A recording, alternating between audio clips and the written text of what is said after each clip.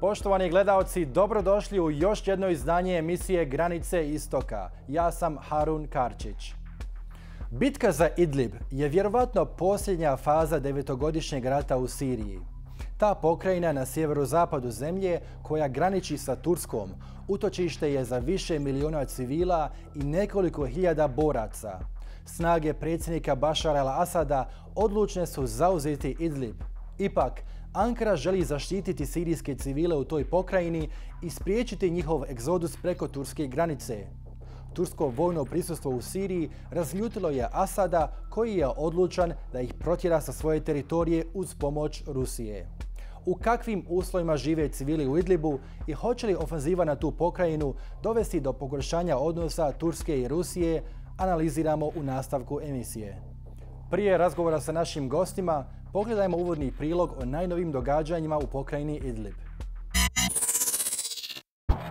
Protesti protiv režima Bašara al-Assada u Siriji počeli su 2011. godine. Od tada do danas situacija se više puta promijenila. Pobunjenici su jedno vrijeme kontrolisali veći dio države, ali zbog razjedinjenosti, suprotnih ideologija, vizije budućnosti i interesa regionalnih sila nisu uspjeli formirati zajednički front. Osim toga, aktivna ruska podrška vladajućem režimu od 2015. godine preokrenula je rat u Asadovu korist. Njegov režim danas kontroliše više od 70% teritorije Sirije. Jedino preostalo pobunjeničko uporište je pokrajina Idlib. U njoj se nalazi više od 3 milijuna interno raseljenih civila koji su pobjegli iz drugih dijelova zemlje od napada Asadovih snaga. Riječ je o civilima koji su od početka revolucije 2011. godine bili primorani napustiti svoje domove 3, 4 ili čak 5 puta. Idlib kontroliše pobunjenička grupa Hayat Tahrir al-Sham, koja ima od 20 do 30 hiljada boraca. Iako manje civila uspjeva nelegalno preći sirijsko-tursku granicu, Turska ne želi primiti dodatna 3 milijuna Sirijaca iz Idliba, jer je ta zemlja već dom za 3,6 milijuna Sirijaca. Vlast u Ankari kaže kako jednostavno ne mogu podnijeti taj ekonomski teret. A Evropska unija i SAD do sad nisu reagovali ni pokazali interes da pomognu sirijskim civilima u pokrajini.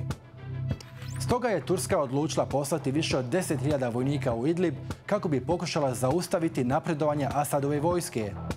Cilj Ankare je zadržati sirijske civile unutar Idliba i time spriječiti njihov ulazak u Tursku. Situaciju dodatno komplikuje činjenica što ruska avijacija pruža podršku Asadovim snagama protiv Turske, a Turska i Rusija su nominalno saveznici. Asadove snage napadaju sa juga i istoka, a Ujedinjeni narodi su upozorili da bi njihovo zauzimanje Idliba moglo rezultirati krvoprolićem. Snage Bašara al-Assada su nedavno zauzeli autocestu koja spaja luku Latakiju sa Halepom, kao i autocestu Damask-Halep. U nastojanju sirijskog predsjednika da uguši narodni ustanak i zadrži se na vlasti, ubijeno je gotovo 400.000 ljudi, dok je 13 milijuna raseljeno kako unutar zemlje, tako i širom svijeta. Država je devastirana. UN procjenjuje da je neophodno 250 milijardi dolara za rekonstrukciju zemlje. Predsjednik Assad tvrdi da mu je potrebno čak 400 milijardi dolara. Idemo sada do Gaziantepa, gdje se nalazi Sahar Atraš iz organizacije Refugees International. Sahar, hello and welcome to the Al Jazeera Balkans channel. Now to start with, hundreds of thousands of Syrians fleeing a fierce government offensive are being squeezed into ever smaller areas on the Turkish-Syrian border under horrendous conditions, including low temperatures that have been killing babies and children. Give us a picture of just how critical the situation is in Idlib. Yes, thank you, Harun, for having me first. Yes, the situation in Idlib is really very deplorable. So this is, if you let me explain, this is the second phase of a military operation that has started last year, and that has last year displaced an estimated 1 million people. Since December, you know, there was in August a ceasefire that was reached, And again, the military offensive restarted in December, and since December, an estimated 1 million people have been displaced. People are really living in very, very dire conditions. You know, Idlib has hosted displaced from other areas that have been retaken by Assad regime. So already its population has doubled in the last few years. It's overcrowded, you know, like people talk about a daily struggle in their life. People are really begging for just a tent, you know, to protect them from, you know, being outside. We have thousands of people staying literally in the open air in olive orchards, you know, in the past few weeks, because as you mentioned, the very low temperature, we had several cases of children, but also younger, you know, male who have died from froze to death. There's a lot of suffering, you know. I'm here in Gaziantep. I have talked to people who come in and out of Idlib, but also NGOs who's responding to the crisis. Sometimes 2 to 3 families are sharing a tent. In some camps, you know, like even the most basic need as toilet are not available. Women have to walk for long distance in the night just to go to, you know, use the restroom. Overall, you know, people are really feel trapped. They have nowhere to go. They are, as you mentioned, being cornered in a smaller and smaller pockets of Idlib with very little resources. You know, they have been destituted from a lot of their belongings because of displacement and because of the war. They have lost a lot, some of them everything, and they really are struggling on a daily basis. Now, these Syrians are fleeing as Russian-backed Syrian government forces press ahead with a military offensive to take the last rebel stronghold in the country, Idlib, which borders with Turkey. Why is Turkey unwilling to accept these 3 to 4 million Syrian civilians? Sure. So yeah, I mean, let me just first also mention a few things. So as you mentioned, so Idlib is the last stronghold for the, you know, all the opponents of the Assad regime and military opposition. An estimated 1.5 million people have been displaced from other areas that have been retaken by the regime. And for them, Idlib was literally the last refuge and the last resort. And you know, now there's a wall that Turkey has built between the border. In fact, we've seen a change in Turkish policy towards Syrian refugees. So in the early years of the conflict, Turkey has welcomed a lot of refugees, millions in fact. Now Turkey hosts an estimated 3.5 million people.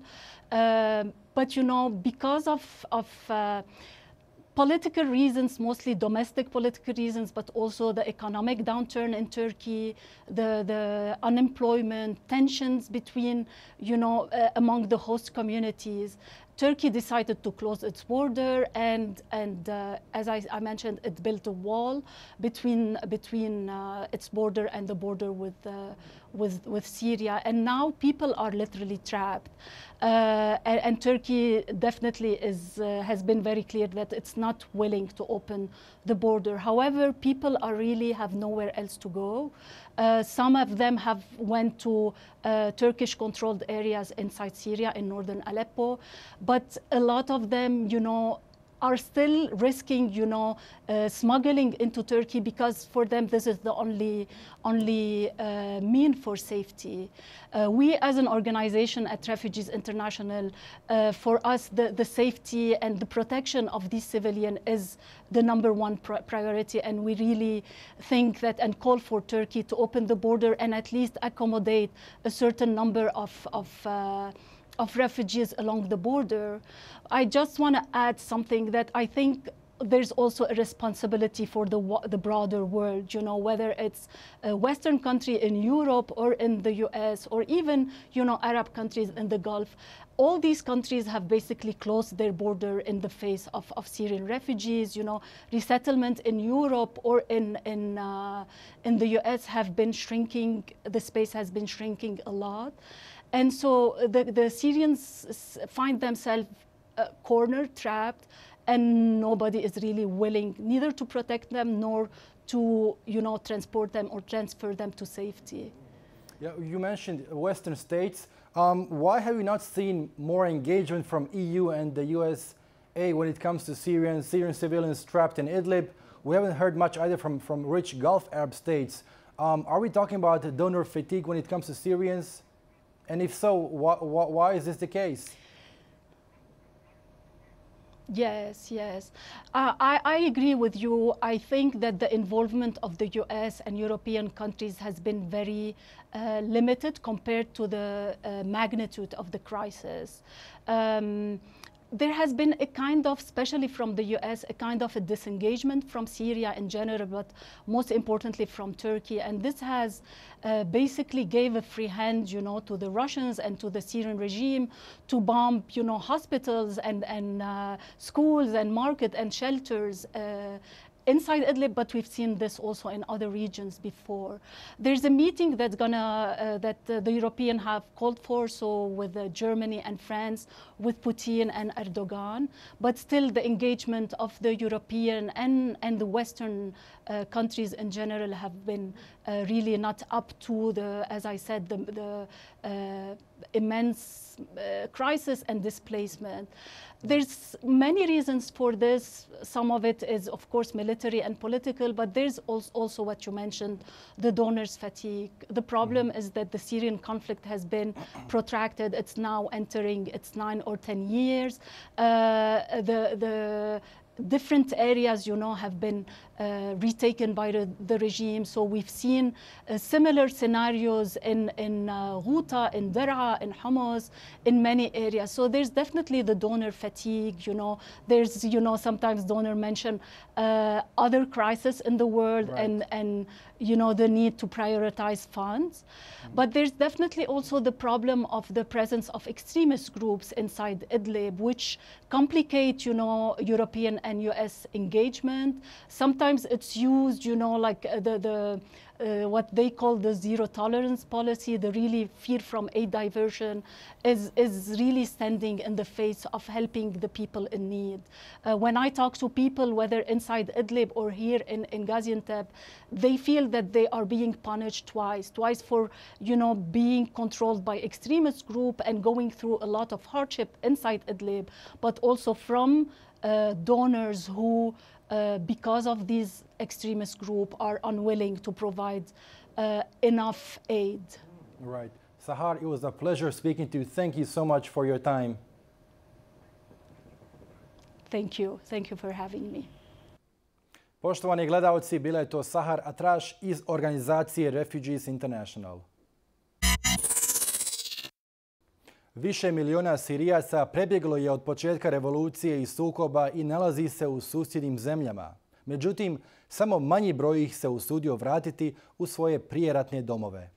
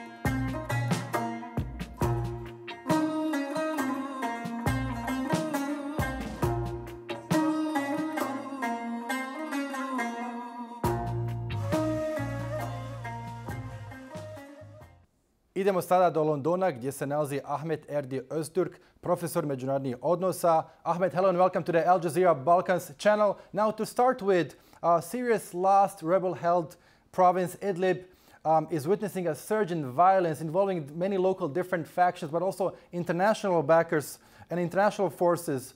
One of them is Turkey. Why does Turkey want to have control over parts of Syria's Idlib province? Is it merely to help keep Syrian refugees inside Syria and outside of Turkey, or does Turkey have some territorial aspirations towards this part of Syria? Well, thank you so much, first of all, having me. I think Syrian issue is a very important and crucial for Turkey. It's impossible to think that Turkey shouldn't involve the issues, the civil war in Syria, because it's the largest and the longest territorial border of Turkey, Syria.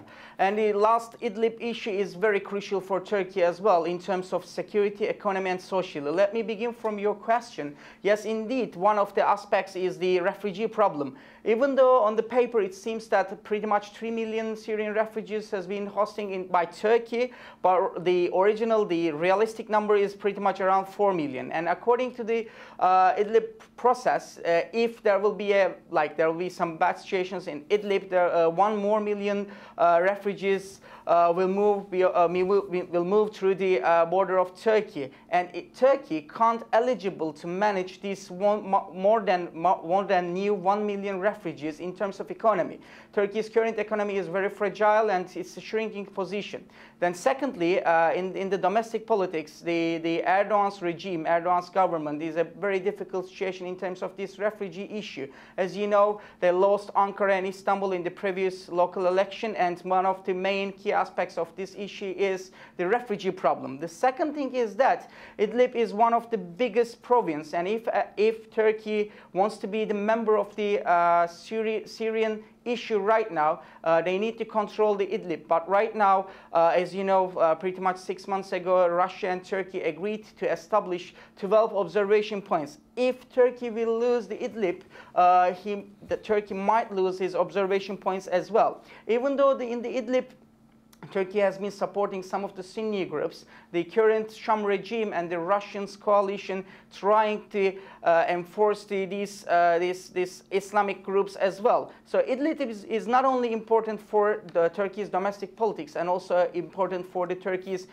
regional desires to show itself as a regional power. So Idlib right now standing in a very crucial point. And also at the last, if Turkey wants its presence in the Syria, in the Middle East, and trying to be a big actor in the Middle East, it needs to protect his promises, his aims, his foreign policy mentalities. This is why Idlib is very important for Turkey.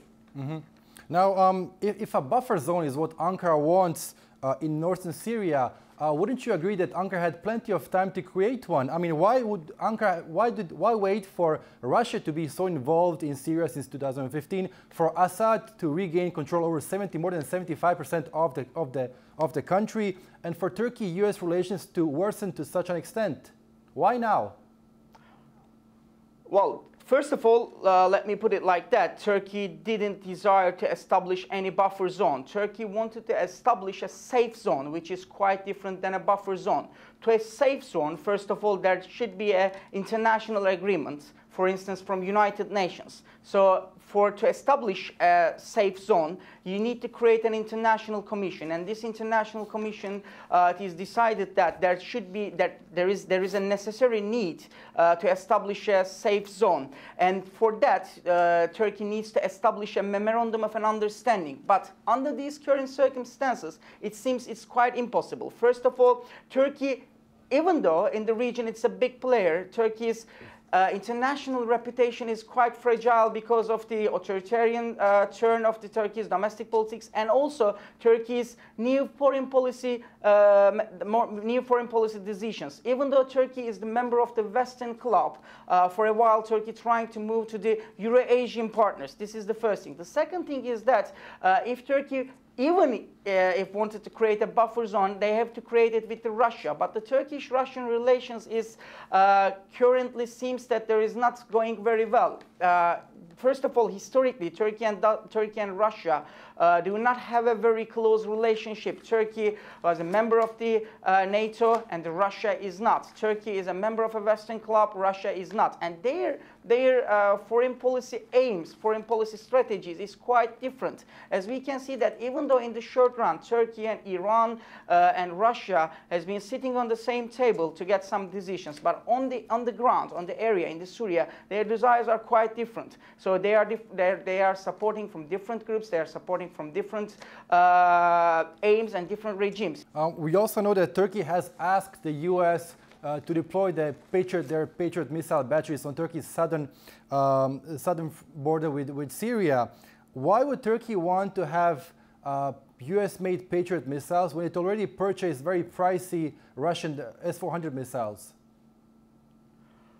Even though it seems that this issue is directly related with the Syrian problem, yes, it is. But on the other hand, we should consider that these, even both S-400 and the Patriot missiles, is not used for an offensive reasons. It might use for a defensive reasons, and it is both of them are to protect the Turkey's airspace. So actually, this S-400 and the Patriot issue is not only related with the Syrian issue. It's about the Turkey's big game is trying to play in the international area. As you know, since after the 2016 coup attempt, Turkey moved its position, its historical position, from west to the Eurasian part. Turkey believes that the West is not an increasing actor anymore, and Turkey's position should be with Russia, with China.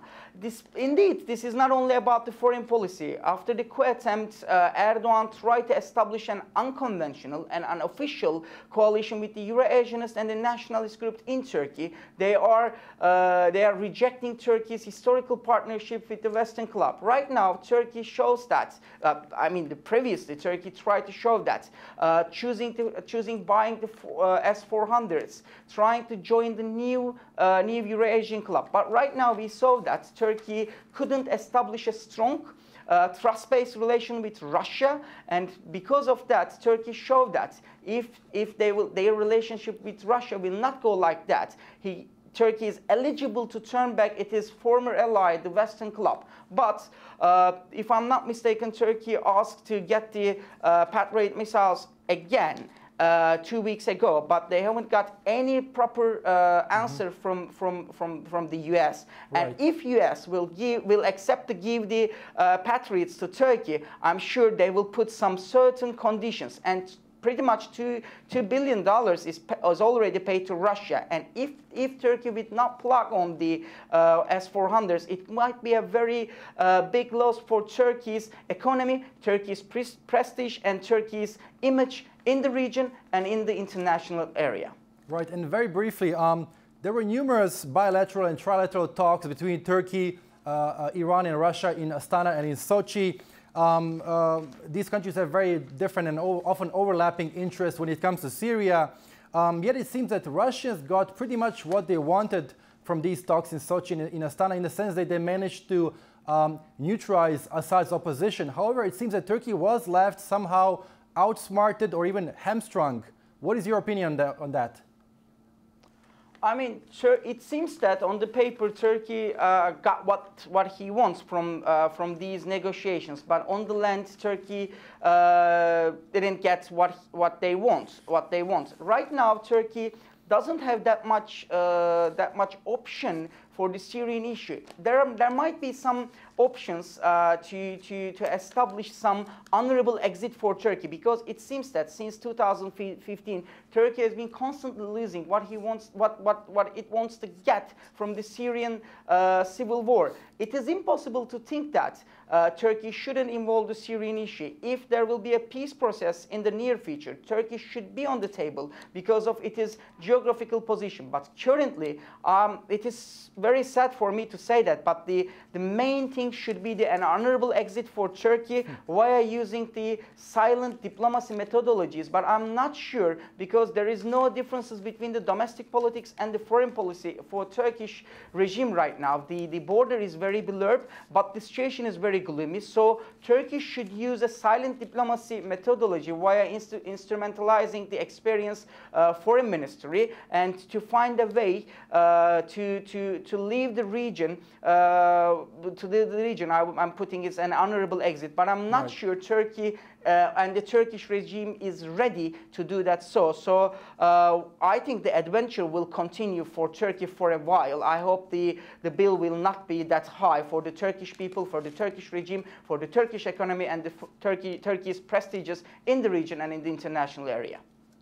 Ahmet, it was a pleasure speaking to you. Thank you so much for your time. It's a pleasure for me. Thank you so much. Poštovani gledalci, bio je to Ahmet Erdi Öztürk, profesor međunarodnih odnosa iz Londona. Svaka država nastoji zaštititi svoje nacionalne interese u Idlibu. Damask želi staviti pokrajinu pod svoju kontrolu, a u tome mu podršku pruža Moskva. Ankara želi formirati tampon zonu kako bi tu zadržala Sirijce i spriječila njihov dolazak u Tursku. Evropska unija i SAD šute kad je riječ o tome, a jedino nevladine organizacije pružaju minimalnu pomoć interno raseljenim Sirijcima u toj pokrajini. Poštovani gledalci, bilo je to sve u ovom izdanju Granica Istoka.